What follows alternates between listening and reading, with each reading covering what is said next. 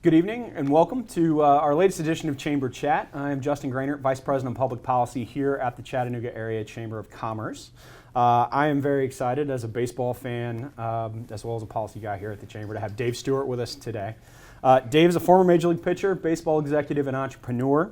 He is currently also the lead for the Diverse Equity Ownership Initiative for the Nashville Stars, which is what we're here to really talk about today.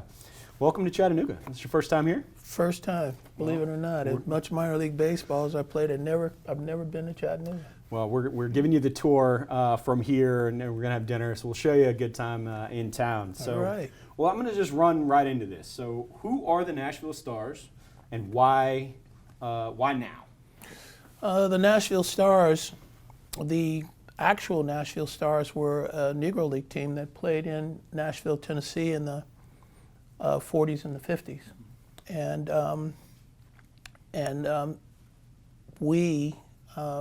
This all started off with Music City Baseball, and eventually branched off into conversations with the commissioner of Major League Baseball. And in those conversations, we talked about baseball and what baseball needs at this time.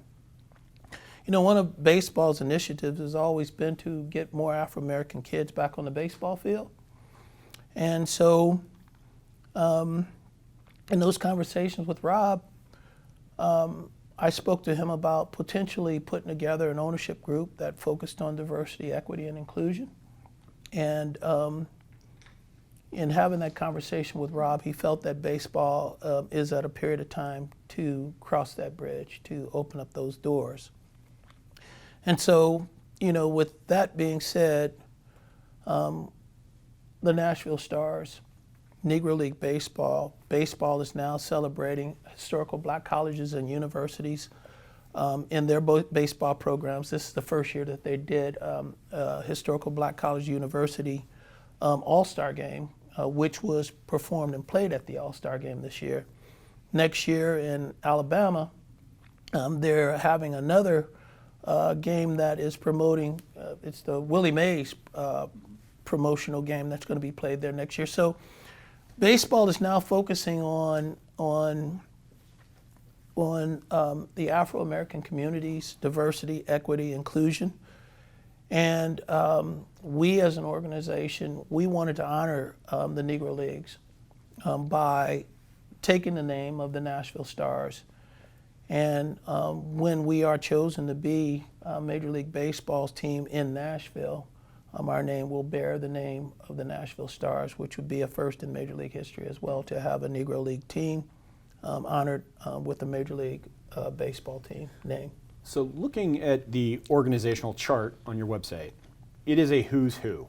You have business leaders. You have Alberto Gonzalez as the chair, former Attorney General of the United States. You have country music, you have baseball, known baseball entities that are all a part of this. How did you get involved? Why was Nashville chosen as the city? And how did you grow this group of interested parties to help get this thing going? Well, I got involved almost 5 years ago.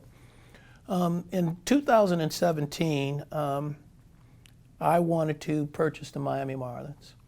And in that process, I got together with a good friend of mine, John Lohr.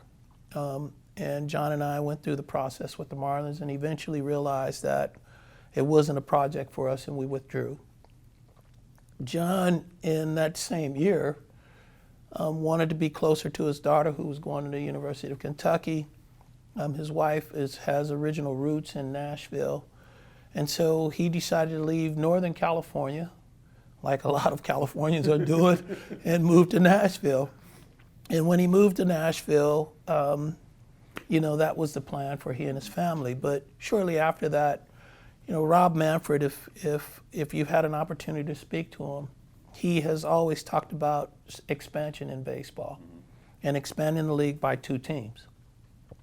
At that time, the cities that he spoke of were Montreal, Charlotte, Nashville, Mexico City, Austin, Texas, and Portland were the original names at that time. Well, if you know John Lohr, as soon as he heard that, that started the wheels to turning, and he started doing studies on Nashville, the growth, anything and everything that you could possibly do. And he gave me a call and he says, we're going to bring baseball to Nashville. And that started the path. And so I think your next question is, why Nashville? Growth, for one. Nashville, by the day, is becoming a more diverse city because of the migration of people from different parts of the country. You're expected, the population in 5 years from now, we're expecting another 500 million people in the city of Nashville. Tourism, it's a great city for music, food, tourism, and sports now. They've got football, which has been there for a while. Hockey has been there now 3 years, and they've already performed well in hockey. Soccer is being played there, and the soccer team is doing well. And so baseball seems like a natural fit. The Nashville Sounds have done a tremendous job in attendance especially, but they've also got great support from the fans. And so it seems like now is the time, especially since the city has been named by the commissioner. So I'm a baseball fan, obviously, so I've followed this quite a bit, and a couple of the things that Rob Manfred had said needed to happen before expansion could happen was Oakland's ballpark needed to be figured out. It looks like they're going to move to Las Vegas. Tampa Bay needed to have a new stadium figured out. They apparently have a deal in St. Pete. Mm-hmm. So now that those two hurdles are done, what is the realistic kind of timeline for the Nashville Stars to join the major league? What does that process look like now that we're kind of at the point of expansion becoming more of a reality? Well, I spoke with Rob last Wednesday, and the expansion committee is it's already put together, and they will start talking expansion right after the World Series. Their goal is to figure out what cities are best to expand. And I mean, we have to believe that Nashville is a top list for at least the East Coast. They have to have a West Coast presence. There'll be a realignment after they go to 32 teams, but he's not real sure about his West Coast presence. Salt Lake City has entered into the run for a team as well. I know he's talked about Vancouver. On this coast now, Raleigh has stuck their heads up, and so it really comes down to the committee. If you've paid attention, major league teams that are existing now that are looking for new facilities have talked about moving to Nashville. And so we believe that Nashville is the place. It's not written in stone, it's not said, but we believe it is. Major League Baseball players were given a poll of places they would want to play, and Nashville was the place that was picked by major league athletes. And so we believe Nashville is the place. I think that he's going to have a challenge to figure out what he wants to do on the West. And once that's figured out, we went from a 4 to 5 year window. When we talked last week, the 4 or 5 years is now gone from 5 to 6 years. And in 5 or 6 years, and we'd probably be playing minor league baseball in year 6, okay, and Major League Baseball in year 7. Wow, that's wild. So obviously a ballpark is going to be needed in Nashville. Have you guys looked at any specific sites around Nashville for a potential stadium? We know a thing or two about baseball stadiums here in Chattanooga, and so that's always kind of top of mind. Where in Nashville do you kind of see this? Obviously, the Titans are getting a new stadium, sort of right there on the river. Right. So what does that kind of look like for the landscape of Nashville should this happen? Well, we looked at multiple sites as we should. We've looked at the East Bank, which is where the Titans are. In a conversation once again with the Lieutenant Commissioner Dan Halem, it's not really looked at favorable, especially when you've got the Battery, which is formed I think they're the newest, the latest, and the greatest when it comes to sports facilities with entertainment. The Battery is probably the latest and greatest and probably the best right now. And so when we looked at the possibility of the East Bank, had some conversations with Dan, building next to a football facility is probably not the best right now. As you can see, the Kansas City Royals are separating themselves from the Kansas City Chiefs and moving to a downtown facility. So the East Bank is a place. We've looked at another place in North Nashville. It's the Healing site, which is right along the river as well. It's about 55 acres of land right there, and it's ready.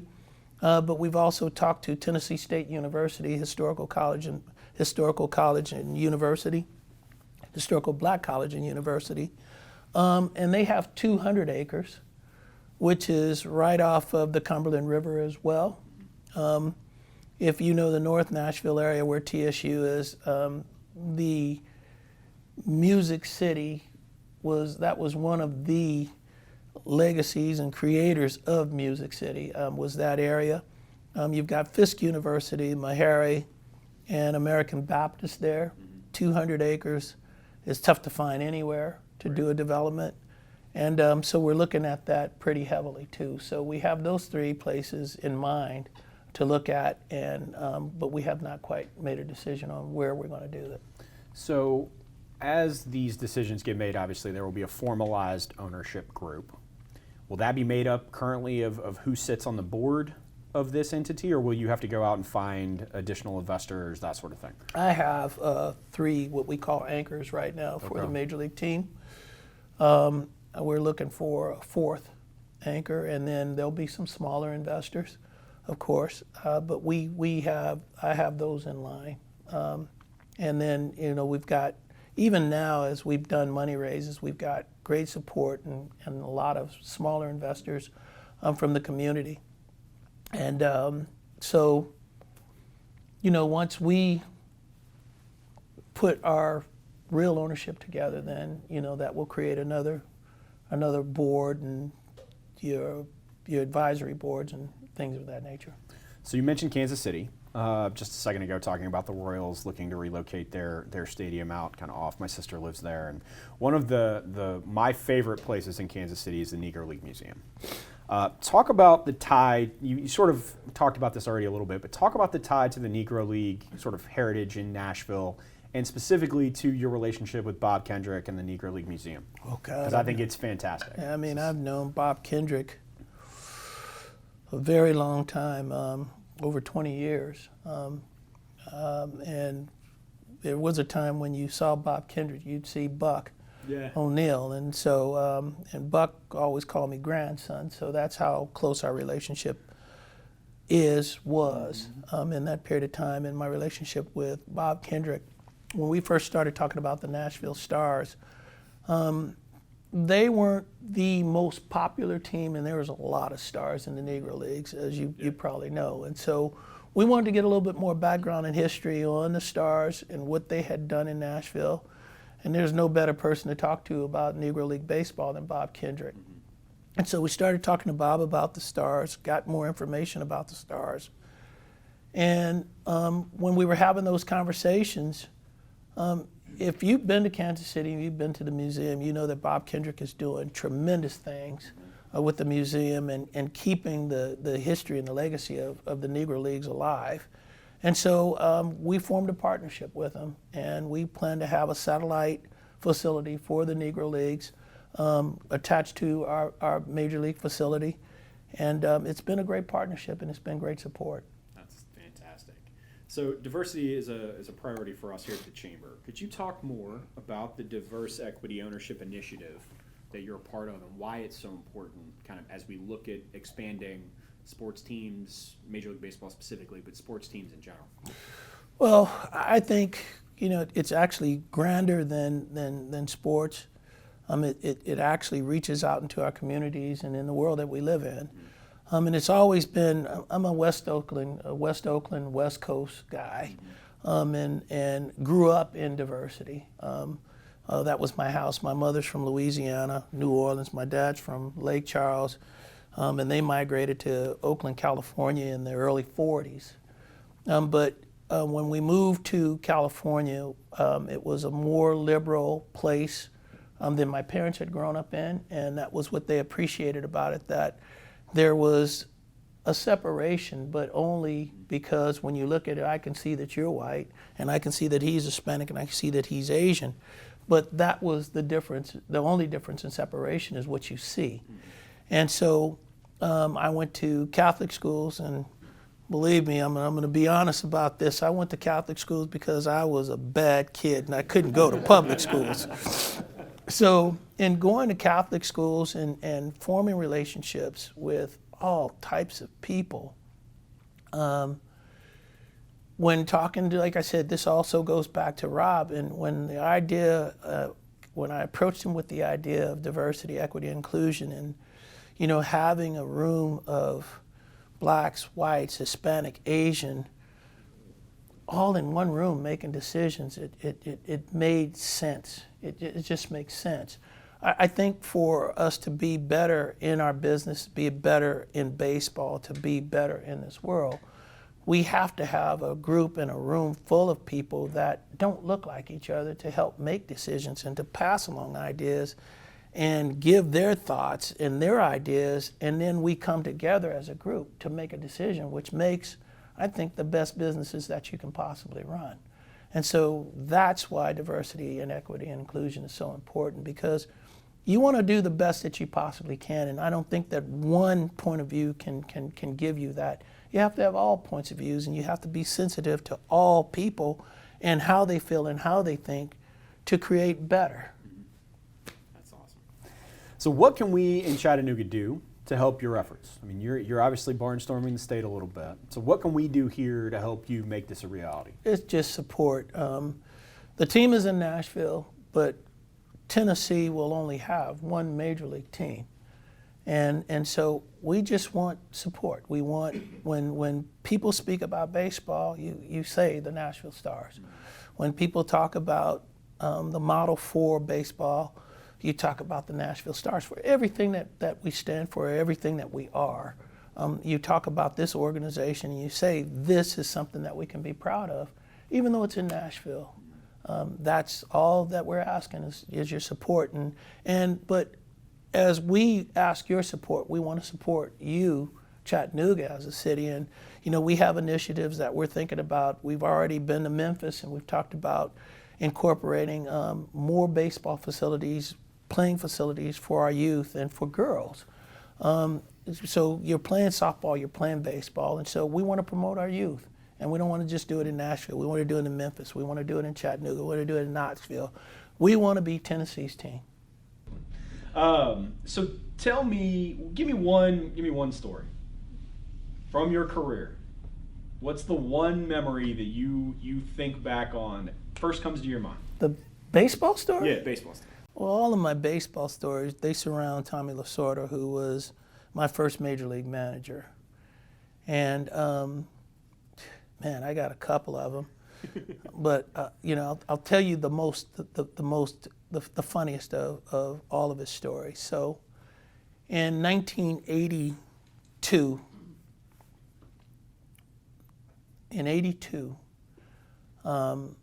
we had some changes from the 81 team. We won the World Series 81. We had some changes in the 81 team to 82. And in 81, we had a 10-year infield. We had Yeager, we had Lopes, we had Russell, Garvey, and Say. Those guys had all played in the major leagues together for 10 years. And in 82, we changed infielders at second base to Steve Sachs. Davey had gone on. I think Davey went to the Houston Astros as a free agent, and Sachs was our second baseman. And we're winning our division, and I'm looking at this room, so there's a bunch of old folks out there like me. And so in 82, there was only an East and a West. The Braves were in the West. And so we're going down the latter part of the season, and we're winning by 4 games over the Braves. But we're making an East Coast swing, and our final swing, 4 games, is in Philadelphia, and the Braves are on our tail. So by the time we get to Philadelphia, we're only up by 2 games. And we lose the first game. Sachs couldn't throw the ball to first base. He had the yips that year. And in the second half of the season, he couldn't throw the ball to first base. And so we lose the first game, throw an error by Steve Sachs. We lose the second night, throw an error by Steve Sachs. The third night, we just lost. And then the fourth night, Steve Carlton throws a one-hitter against us.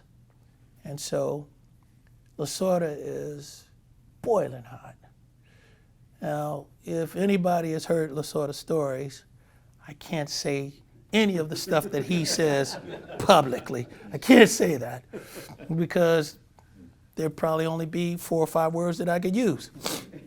So we lose this game, and so Saxey, in the last inning, throws a ball away. We lose 1-0. Carlton throws a one-hitter, sort of smoking hot. And so he says, right after the game, you know, as players do when we lose like we lost, guys are sitting on the bench, hands in their head. And so Lasorda says, guys, get in the dugout. He says, get out of this dugout, get in the clubhouse, we're going to have a meeting. So we start walking in. He's pacing back and forth. He's got nothing on but his shirt. He's taking his pants off. He's still got his stirrups on. He's got his shorts on. And he's walking, he's scratching his head, and he says, Jesus Christ almighty, Dodger in the sky is rolling over in his grave. Can't believe how you guys are playing baseball. I have to think about this because I had to take all the cuss words out. He says, I can't believe how you guys are playing baseball. He says, did you guys not get that book? And so Jay Johnstone stands up and he says, what book? He says, the book of how to play baseball the Dodger way. We give it to you every spring training. It should be in your bed when you get to Dodger Town. He says, I can't believe it. He says, Jesus Christ almighty. He says, when you guys get on first base, I give it a still sign. And when I give you that still sign, he says, you guys are standing over there. You got your fingers up your butt. You ain't doing nothing. That's not how we play baseball. You got to get, a ground ball is hit to you. All you got to do is catch the ground ball and you throw it to the base. You don't hit the cutoff man. You guys aren't playing Dodger-style baseball. So he says, you know what? I hate calling players out. He says, but Saxey, when the ball is hit to you, what are you thinking? So Steve gets ready to stand up. He says, you sit down, I'll tell you what to think. He says, when that ball is hit to you, Saxey, he says, before that ball is hit to you, you got to want that ball hit to you. You got to be thinking, if that ball is hit to me, I'm going to put that ball in my glove and I'm going to see it in my glove. And I'm going to take that ball out of my glove and I'm going to throw that ball over to first base and I'm going to hit Garv in the chest. He says, Saxey, have you ever seen what happens when the ball is hit to you? Have you ever seen what happens? So Saxey says, well, how can I see what happens if I'm trying to catch the ball, sort of? He says, I'm going to tell you what happens when that ball is hit to you. He says, that last play you made tonight, he says, the folks that were sitting behind first base when that ball was hit to you, they ran up the right field line. That's what happens. And he says, you know what else? He says, those people behind home plate, they ran behind first base because they knew they were about to get a souvenir. That's what happens when the ball is hit to you, Saxey. He says, you got to catch. Sit down. So Saxey sit down. He says, Pete, you've done a great job. Reggie Smith gets hurt in spring training. He can't play right field. You go out and you play right field.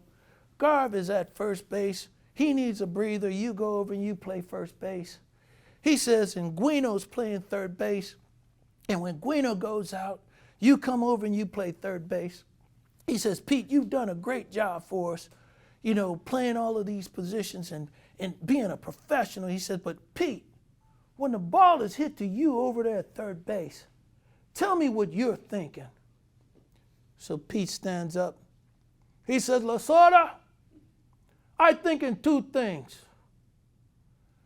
I hope they don't hit the ball to me, and I pray like they don't hit it to Saxy. And I don't know how I'm going to top that. So, Dave, thank you for being with us today. Sure. It's great to have you in town and to hear all about the Nashville Stars. Hang tight for those of you that are in the room. We're going to have Dave do some Q&A here. For those watching online, thank you for joining us, and we'll be back next time.